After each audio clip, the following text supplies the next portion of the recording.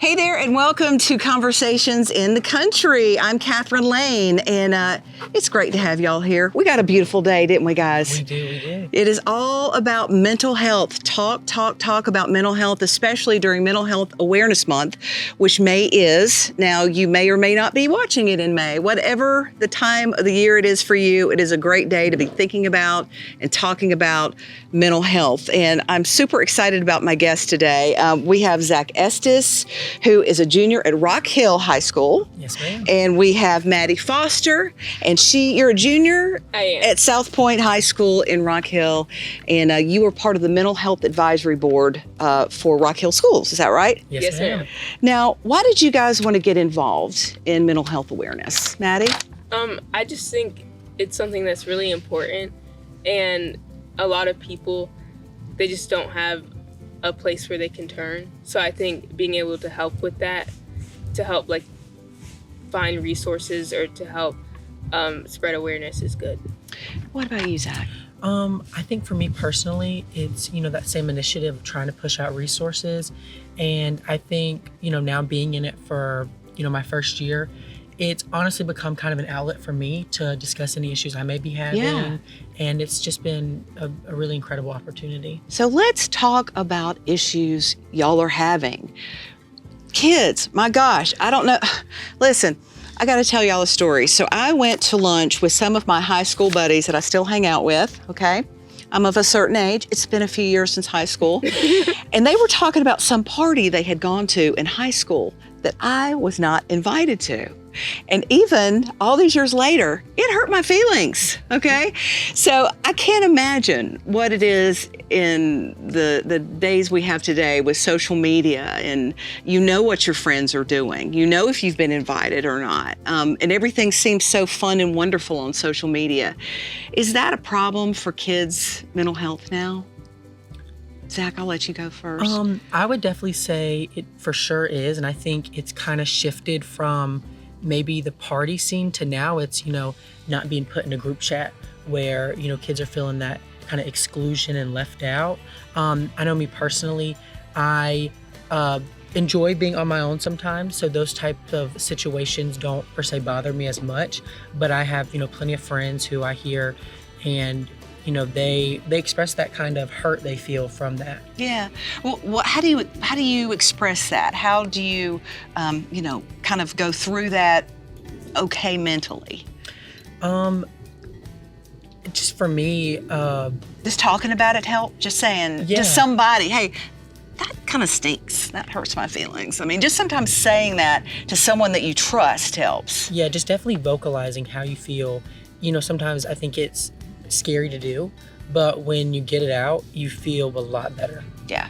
Sometimes just saying things out just lifts the burden. Mm-hmm. Just talking. Sometimes talk can be one of the certainly stepping stones to better health. What about you, Maddie? Is that a problem in your life, in your circles, social media and its influences? I think that it has been a problem sometimes for me personally. Like, it's not like being left out, but it's kind of like something I can see from both sides, because there are times like I'm in a big group of friends. There are times when like sometimes you might not want to hang out with the whole group.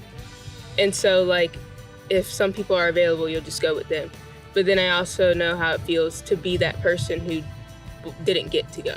Right. So I think it's just like if they're really good friends and they didn't have any ill intentions, just try not to take it too personally. Right.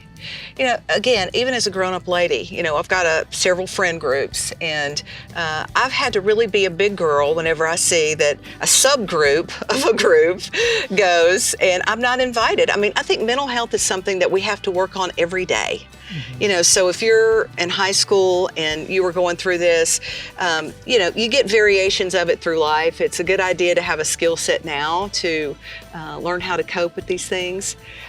Now, how about bullying? Is bullying a problem where you guys go to school? Do you hear about it much? And what do you do if you're being bullied? Zach, I'll let you take that first. I would say bullying has definitely shifted from a narrative that it was, when you were in high school per se. It's not as much physical anymore. It's more a mental game. And that's that social media aspect coming into it. It might not be actually putting a kid in a locker anymore or dumping a carton of milk on their head. It's this. Now, I didn't go to school in the 50s. Let me just tell you that. But go ahead. Yes. But it's definitely turned into this, posting maybe a subliminal comment about them that is kind of oblivious to everybody else, but deep down when that person sees it, they know for sure that they're being talked about. And I think, bullying, we don't see it as much anymore, visibly in our day-to-day lives. But if you really look, you'll see it on social media. It's psychological now. Mm-hmm. Yeah. Exactly. Wow, that is tough, y'all. That is tough. How do you deal with that? If someone you feel like might be bullying you, I can't imagine anybody bullying either one of you. If they are, give me their number. No, I'm just kidding. But if someone's, that they're, trying to mess with you, what do kids do now? Do you talk to them about it? Does that make it worse? Talking makes it worse. Okay. Because then, they're just gonna, what Zach said about, the message, if it's, directed towards you, but if someone else saw it, they wouldn't think, they would try and turn that around and be like, oh, it wasn't about you. Or, I feel like when people bully or they say stuff now, it's not so upfront. It's they're doing it, but then when someone confronts them about it, they don't want to own up to it. Mm-hmm. Do y'all think kids are more concerned now about other people's mental well-being? Is that better? Is that worse? Is it getting better? Or do you think there's still kind of a stigma about mental health in high school? I think there's definitely there's always kind of going to be a stigma just because of it is such a sensitive topic, and it really, varies from person to person. But I think, even in the last 10 years, it's definitely become a more talked about topic, which is, really important. And to bring more awareness to it, I think is definitely pushing us in the future for, a more better mental health for everyone. Yeah. I mean, I would like to think that people are being a little more sensitive because we're hearing more and more about, kids not doing well, especially after COVID when there was so much isolation. I know that was a game changer for us, was just COVID was difficult for teenagers at that time. And then, with everything going on now, are kids trying to be a little more sensitive to one another? I would say that there definitely is that push to be more aware of what you're saying. And I think, again, it varies from person to person and, how they may feel on the inside and how they represent themselves everywhere else.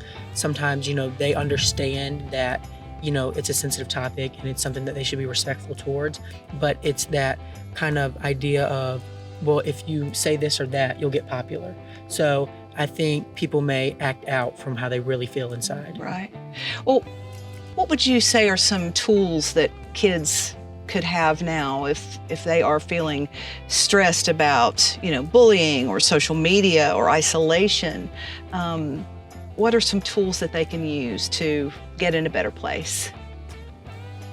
What do you think, Maddie? I think just trying to find an outlet or trying to find a safe space. Kind of for me, it was reading. That's where I turned to whenever I was going through a hard time. So I think just trying to find something constructive that you can do, or just trying to talk to friends, writing stuff down, just something to get it out. Right. And I think there are some really important resources, and I want to make sure I'm saying it right. Yeah. It's seizetheawkward.org. Yes. Seizetheawkward.org. Okay. It has available resources and not necessarily tips and tricks, but just advice to push you in that right step with your mental health. Yeah. And I know right now our group is working on, specifically for Rock Hill students, creating an app within our integrated system for them to kind of express those concerns or express if they're struggling, and then telling somebody who's trusted to then that trusted person be able to get them in the right direction, the right resources. I know sometimes kids and adults have a problem with impulse control. you're mad, you might want to do something. If you're not in a good mental place, you might want to do something destructive to yourself. And I know you guys aren't psychologists, but if you have an impulse, you're angry, you're feeling, just horribly slighted by your friends or bullied, or there's an issue and it's a problem. How do you deal with that kind of initial impulse to want to maybe do something you shouldn't do something that's not healthy? What do you think? I think that sometimes it can just be best to step away for a little bit, because I think when something happens and you just keep thinking about it over and over again, I feel like that just makes it worse. Like, it's building up in your mind.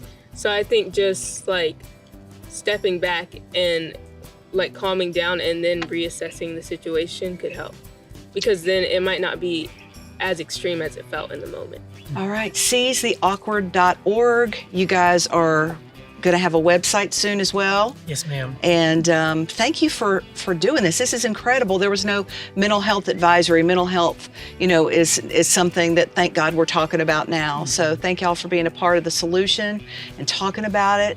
And I'm sure that you're a great resource for your own friends, especially knowing that you're interested. Mm-hmm. Have you ever had a friend come to you saying, hey, look, I'm in a bad place. What do I do? Or certainly if you haven't yet, you may. What would you suggest that they do? I know personally, I've never had that interaction, and I think some of that may be accredited to the conversation of mental health being more prevalent now, and allowing being able to express how you feel to your friends kind of keeps that situation, or keeps your emotions from bottling up to getting you to that point.